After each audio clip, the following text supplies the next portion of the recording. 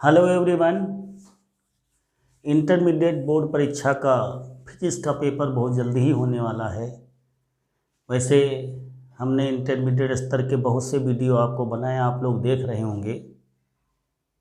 Mathematics के बाद आपको फिजिक्स का पेपर देना है, इसलिए हमने एक टॉपिक बहुत इम्पॉर्टेंट लिया है जो 100% बोर्ड में आपका पूछा जाएगा। आज का हमारा टॉपिक है रेक्टिफिकेशन, दिष्टकरण। इसमें दो प्रकार के रेक्टिफिकेशन होते हैं, half wave rectification, full wave rectification. हम आपको, चूंकि प्रश्न पूछा जाता है कि अर्धतरंग दिष्टकारी का परिपथ चित्र खींचिए तथा कार्यविधि समझाइए। हमने चित्र बना लिया है, फिर भी हम चित्र के बारे में आपको विधिवत समझाएंगे समय के हिसाब से। सबसे पहला हमारा हाफ वेव रेक्टिफिकेशन है। दूसरा जो हमारा फिगर बना हुआ है परिपथ चित्र, वो फुल वेव रेक्टिफिकेशन का है।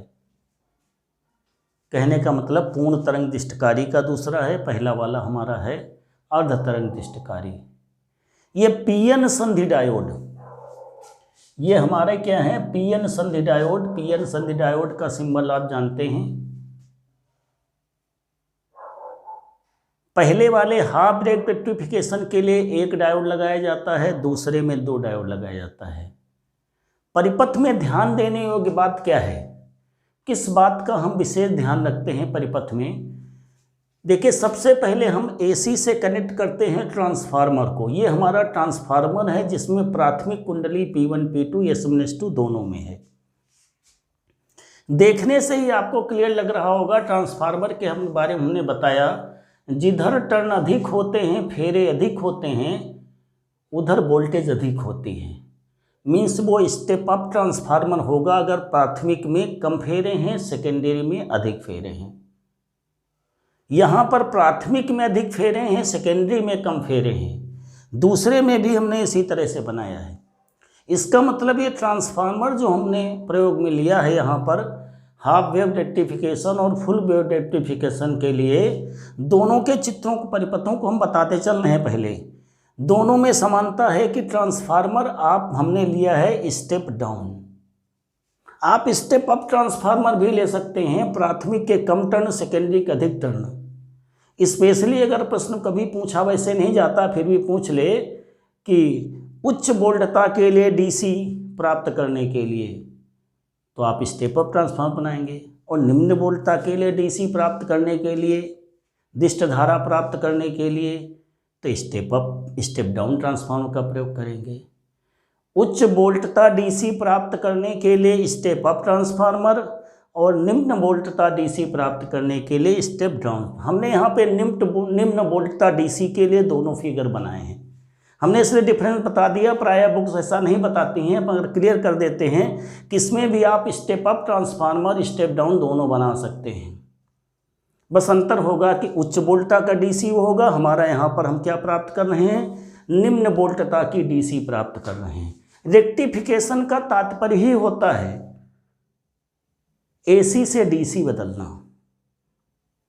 पीएन संधि डायोड हमारा क्या है, रेक्टिफायर है जो एसी को डीसी में बदल रहा है। पीएन संधि डायोड पी टाइप के सेमीकंडक्टर, एन टाइप के सेमीकंडक्टर का मिला हुआ रूप है।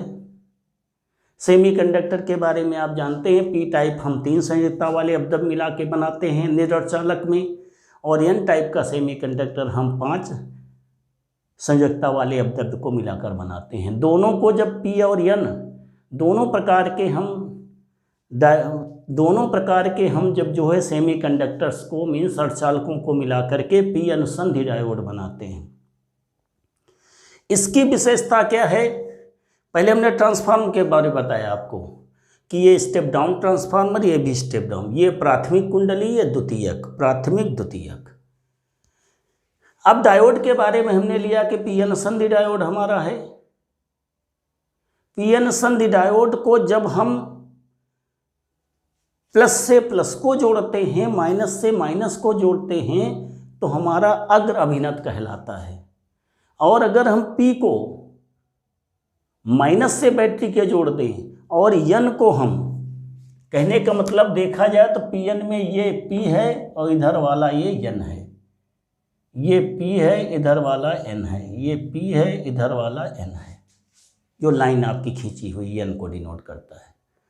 तो कहने हो तो Pn संधि डायोड में कब धारा बहेगी कब धारा नहीं बहेगी, इसके बारे में अग्र अभिनत और उत्क्रम अभिनत का ज्ञान फॉरवर्ड बायस और रिवर्स बायस का ज्ञान होना चाहिए। अग्र अभिनत में क्या होता है, हम P को Pn संधि डायोड के P को बैटरी के प्लस से और N को माइनस से जोड़ते हैं, तब धारा हमारी बहती है।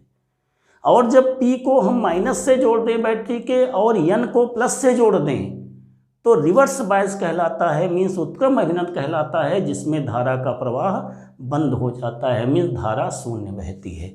इसी बात को रेक्टिफिकेशन में प्रयोग किया जाता है, क्योंकि ये डायोड क्या करता है, एक ही दिशा में धारा प्रवाहित करवाता है, इसीलिए इसको रेक्टिफायर की तरह हम प्रयोग कर रहे हैं, मीन्स हाफ वेव रेक्टिफिकेशन। तो ये Pn संधि डायोड हम क्या करते हैं परिपथ में, पहले हमने प्राथमिक कुंडली बना दी, जिसमें कम टर्न हो सकते हैं अधिक हो सकते हैं, हमने इसलिए बताया हमने अधिक टर्न लिए हैं बाद में कम लिए हैं। स्टेप डाउन ट्रांसफॉर्मर लिए, ये दो लाइनें बताना आवश्यक होता है, दिखाना आवश्यक, ये क्रोड को वृत्त करती हैं ट्रांसफार्मर के कोर को। एक एक बात क्लियर कर रहे हैं परिपथ में, तभी आप परिपथ ही मुख्य है, बाकी क्रियाविधि तो हम जनरल आपको समझाएंगे, तुरंत समझ में आ जाएगा जो लिखना है कार्यविधि जो है। Pn संधि डायोड हमारा हो गया, ये सिरा P है ये सिरा N है, ठीक है, इसको हमने D डायोड इसीलिए लिख दिया है, Pn लिखें केवल D लिख सकते हैं। और आगे हमने जो है चूँकि DC धारा हमको मिल रही है, इसलिए यहाँ पर हमने एक रेजिस्टेंट RL लोड प्रतिरोध लगा दिया है, जिसमें CD में हमारी क्या होगी, धारा बहेगी। और आगे जो वोल्टेज मिलेगी वो हमारी आउटपुट वोल्टेज मिलेगी, मीन्स AC इनपुट मिलेगा और आउटपुट हमको क्या मिलेगा, DC मिलेगा। AC आउटपुट से AC जो ट्रांसफार्मर से हमको मिल रही निवेशी वोल्टता, वो आगे जाकर डायोड द्वारा हमें क्या मिलेगी, अर्ध तरंग के रूप की DC मिलेगी। ये आपके परिपथ की बात रही हाफ वेव की। फुल वेव हाफ वेव में डिफरेंस क्या है, इसमें उसी तरह से प्राथमिक कुंडली द्वितीयक कुंडली, इसमें मध्य में हमने टेपिंग कर दी। ध्यान दीजिएगा, हमने टर्न बनाए 1 2 3 4 5 6 7 8 9 और बीच में हमने मध्य में टेपिंग एकदम क्लियर दिखाया कि दिख रही मध्य में। इधर टर्न अधिक है इधर कम है, इसके अंतर स्टेप डाउन ट्रांसफार्मर है। प्राथमिक कुंडली P1 P2, द्वितीयक कुंडली S1 S2, ये दो लाइनें कोर को व्यक्त कर रही। हमने यहाँ से टेपिंग ले ली, दोनों ही S1 और S2 में हमने दोनों में क्या किया, एक D1 डायोड जोड़ दिया Pn संध्या, एक D2 जोड़ दिया, दोनों को आपस में मिला दिया। और टैपिंग से लेकर के और जो Pn संधि डायोड के N सिरों को जो आपस में मिलाया है, उससे और इस टैपिंग से होकर के हमने एक लोड प्रतिरोध RL लगा दिया, जहाँ पे हमको DC धारा मिलेगी और आगे आउटपुट वोल्टेज मिलेगी। ये दोनों के सर्किट का डिफरेंस है। क्लियर समझ में आ गया होगा, आप ध्यान दे लीजिएगा। इसमें हमने फिगर बना दिया है, फिगर को विधिवत समझा दिया है। इसमें टेपिंग की जरूरत नहीं है, क्योंकि एक डायोड है, इसमें दो डायोड हैं। बीच में टेपिंग लेकर के एक रेजिस्टेंस में जाता है और दूसरा NN जो मिलाया गया दोनों डायोड का, उसके सिरे से जाता है। यहाँ पे तार जा रहा है, इसलिए हमने ऊपर से तार दिखाया है। देखिए ये कि तार ये ऊपर से जा रहा है, क्लियर। टैपिंग का एक तार जा रहा है और एक N और N को मिलाने वाली रेखा से तार जा रहा है, जो लोड प्रतिरोध में जाता है। और इसी RL में हमारी DC फुल वेव DC इसमें बहेगी। क्लियर। ये आपके रही परिपथ की बात, हाफ वेव की भी और फुल वेव की भी रेक्टिफिकेशन की। अब इसमें आती है बात कार्यविधि की। कार्यविधि के लिए हमने एक बात बताई आपकी, Pn संधि डायोड P और N टाइप के सेमीकंडक्टर के से मिलकर बनाया गया है ना। इसकी विशेषता है कि इसमें एक ही दिशा में धारा प्रवाहित होती है, इसलिए इसको हम रेक्टिफिकेशन के लिए प्रयोग करते हैं, AC से DC में बदलने के लिए प्रयोग करते हैं। इसमें Pn में विशेषता यह है कि P को जब फॉरवर्ड वाइज जोड़ते हैं तो धारा बहने देगा, अगर रिवर्स वाइज में Pn संधि डायोड को हम जोड़ देंगे तो धारा शून्य बहेगी, मीन धारा नहीं बहेगी। इसी बात का प्रयोग हम रेक्टिफिकेशन में करते हैं। इसको हमको अगर ध्यान रखना है तो अपने आप जो है कार्यविधि लिख ले जाएंगे। जैसे हम लिख रहे हैं अब जो है नंबर 1 अर्ध तरंग,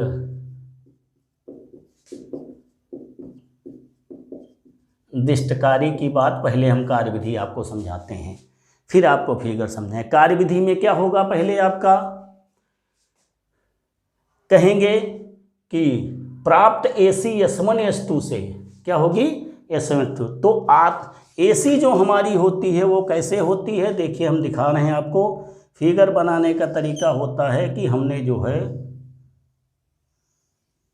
ऐसे हमने AC दिखा दिया। अब इसी में जो है हम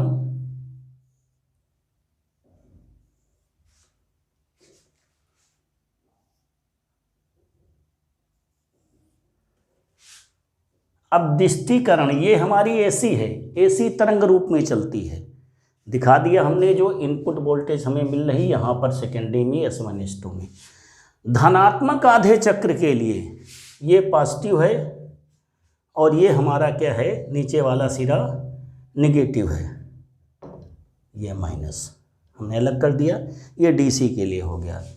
अब इसमें देखिएगा हमने बराबर इसलिए दिखाया है, फिगर बनाने में ध्यान रखना है कि ये दूरी और ऊंचाई लगभग बराबर रहे, तभी आप क्लियर दिखाएंगे कि कौन सा वेव मिल रहा है तरंग का, कौन सा अर्ध आधा मिल रहा कि पूरा मिल रहा है। एकदम ऊपर नीचे करके पटरी से आप सेट कर लीजिएगा, बराबर जो है चौड़ाई रहे, बराबर ऊंचाई रहे, बहुत बेहतर रहेगा।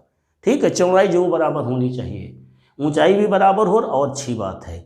अब देखिए जब आधे चक्र में, धनात्मक आधे चक्र में S1 जो है क्या रहता है, प्लस में होगा S2 के अपेक्षा। किसके अपेक्षा, S2 के अपेक्षा। S2 ट्रांसफार्मर की द्वितीय कुंडली में धनात्मक आधे चक्र के लिए S1 S2 के सापेक्ष धनात्मक रहता है। अब ये धन में होगा, ये कम धन में है, ऋण में है, इसका मतलब PN संधि डायोड किस तरह कार्य कर रहा है, हाफ वेव उसके फॉरवर्ड वाइज की तरह काम कर रहा है। कैसे कर रहा है, अग्रभिनत की तरह, क्योंकि P धन में है, ये ऋण में। धनात्मक आधे चक्र के लिए क्या लिखते हैं, S1 S2 के अपेक्षा धनात्मक होता है, इसलिए PN संधि डायोड अग्रभिनत की तरह कार्य करता है, इसलिए CD में धारा बहती है। हमने धारा दिखा दिया, देखिए ये धारा बहती है, इसमें एकदम बराबर होना चाहिए वैसे, ठीक है, ये जैसे ऊपर वाला है ऐसे एकदम बराबर हो, अधिक अच्छा है। फिर आगे आते हैं ऋणात्मक आधे चक्र के लिए, S2 S1 की अपेक्षा धनात्मक हो जाता है, मीन्स S1 S2 की अपेक्षा ऋणात्मक हो जाता है, मीन्स S2 S1 की अपेक्षा धनात्मक रहता है, जिससे PN संधि डायोड उत्क्रम अभिनत की तरह कार्य करता है। अभी हमने बताया कि अगर P को ऋण में हो जाएगा और N धन में हो जाएगा, उत्क्रम अभिनत होगा। P धन में रहेगा, N ऋण से जुड़ेगा तो अग्रभिनत हो, अग्रभिनत में धारा बहेगी, उत्क्रम अभिनत में धारा नहीं बहेगी। तो वही बात हुई, पहले धनात्मक आधे चक्र के लिए S1 S2 के अपेक्षा धनात्मक है, इसलिए अग्रभिनत की तरह कार्य करने पर आपका क्या हुआ कि आपकी धारा जो है ये आधे चक्र में धारा आपकी क्या हो रही है, बह रही है, ये आधे चक्र में धारा आपकी बह गई। फिर अगले आधे चक्र में S1 S2 के अपेक्षा ऋणात्मक हो जाता है, मीन्स S2 S1 की अपेक्षा धनात्मक हो जाता है, जिससे PN संधि डायोड आपका उत्क्रम अभिनत की तरह मीन रिवर्स बायस की तरह कार्य करता है, इसलिए प्रतिरोध में कोई धारा नहीं बहती, इसलिए ये आपका प्राप्त नहीं होगा। फिर इसी प्रकार धनात्मक आधे चक्र में फिर जाएंगे तो फिर आपका जो है मिल जाएगा। फिर अगर आगे हम जाएंगे तो नहीं मिलेगा, आगे आप बढ़ा सकते हैं, हमने दो आपको समझाए हैं। तो धन मिला आधे चक्र के लिए, फिर ऋण नहीं मिला, फिर धन मिला, आगे फिर आपको ऋण नहीं मिलेगा, फिर आगे धन में मिलेगा। तो अगर हमने आप उसमें आप समझ गए, हाफ वेवटिफिकेशन में क्या होता है, एक डायोड होता है, स्टेप डाउन ट्रांसफार्मर है, S1 में आपका डायोड लगा होता है, S2 से होकर के रेजिस्टेंस और इसके N से रेजिस्टेंस जाता है आपका। जब आप धनात्मक आधे चक्र के लिए S1 S2 के अपेक्षा धनात्मक होता है, इसलिए PN संधि डायोड अग्रभिनत की तरह कार्य करता है, इसलिए धारा बहती है। इसलिए आपकी यहाँ पर धारा आपको क्लियर मिल रही है, कितनी, आधा चक्र आपका मिल रहा है, ऊपर से मिल रहा। और फिर ऋणात्मक आधे चक्र के लिए S2 S1 के अपेक्षा धनात्मक हो जाता है, जिससे पीएन संधि डायोड कैसा कार्य करता है, उत्क्रम अभिनत की तरह। अगर हमें उत्क्रम में ध्यान रखना है, जिसलिए धारा बिल्कुल नहीं बहती, इसलिए आधे चक्र में धारा नहीं मिल रही। फिर धनात्मक आधे चक्र में उसी प्रकार S1 S2 के अपेक्षा धनात्मक हो जाता है, जिससे अग्रभिन्नत होने के कारण पीएन संधि डायोड के धारा बहती है और फिर आगे फिर धारा इसी प्रकार हमको अर्धतरंग दिष्टकारी प्राप्त होता चला जाता है। तो ये फिगर आपका हो गया क्लियर। अर्धतरंग दिष्टकारी के बाद फाइनल हो गया होगा। फिगर भी हमने विधिवत आपको समझा दिया कैसे बनाना है कि नहीं, बना दिया है, बना के भी बता सकते थे, मगर उससे हमारा थोड़ा सा समय बचता है, आपको उतने समय में अधिक बात हम समझा लेते हैं। अब आते हैं हम फुल वेव रेक्टिफिकेशन में, पूर्ण तरंग दिष्टकारी में। इसी में समझा देते हैं क्या डिफरेंस होता है दोनों में। यहाँ पर स्टेप डाउन ट्रांसफार्मर, यहाँ भी स्टेप डाउन ट्रांसफार्मर, यहाँ पे एक डायोड, यहाँ दो डायोड लग गए। अब दोनों डायोडों के एन को आपस में मिला दिया गया, एक सिरा एन से निकला, लोड में गया, दूसरा टेपिंग जो मध्य से हमने ली है, टेपिंग किसके, स्टेप डाउन ट्रांसफार्मर के द्वितीय कुंडली में मध्य बिंदु से हमने जो टेपिंग ली है, वो दूसरा सिरा उसका कहाँ जाता है, आपका लोड प्रतिरोध में जाता है, जिससे सीडी में धारा आपकी जो है बहेगी।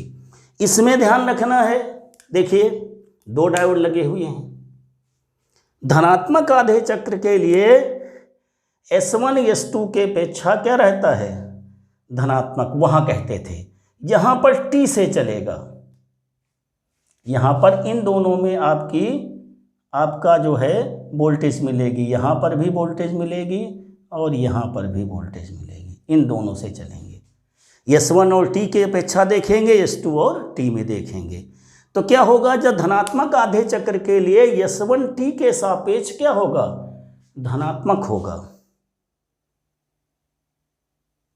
जिससे Pn और S2 क्या होगा, T के सापेक्ष ऋणात्मक होगा। दो डायोड लगे हैं ना, S1 T के सापेक्ष धनात्मक होगा और S2 T के सापेक्ष ऋणात्मक होगा, जिससे D1 आपका अग्रभिन्नत में काम करेगा और D2 आपका उत्क्रम अभिन्नत में कार्य करता है, जिससे D1 से धारा आपकी CD बहती है आधे चक्र के लिए, धनात्मक आधे चक्र, मगर D2 से कोई धारा नहीं बहती है।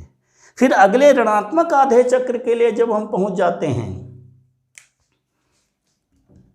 ऋणात्मक आधे चक्र के लिए जब पहुंचते हैं तो S2 T के सापेक्ष धनात्मक हो जाता है और S1 T के सापेक्ष ऋणात्मक हो जाता है, जिससे डायोड जो D2 है ये आपका अग्रभिन्नत में कार्य करने लगता है, क्योंकि ये धन हो गया, धन में धन जुड़ा, ये ऋण हो गया तो ऋण धन में जुड़ा, P में जुड़ा, इसका मतलब ये उत्क्रम अभिन्नत में हो गया। अगले आधे चक्र में मीन्स अगले ऋणात्मक आधे चक्र में आपका S1 T के सापेक्ष ऋणात्मक हो गया, S2 T के सापेक्ष धनात्मक हो गया, इसलिए D1 उत्क्रम अभिन्नत में हो गया, D2 अग्र अभिन्नत में हो गया, इसलिए अब D1 में कोई धारा नहीं बहती, पर D2 में अगले आधे चक्र के लिए धारा बहती है।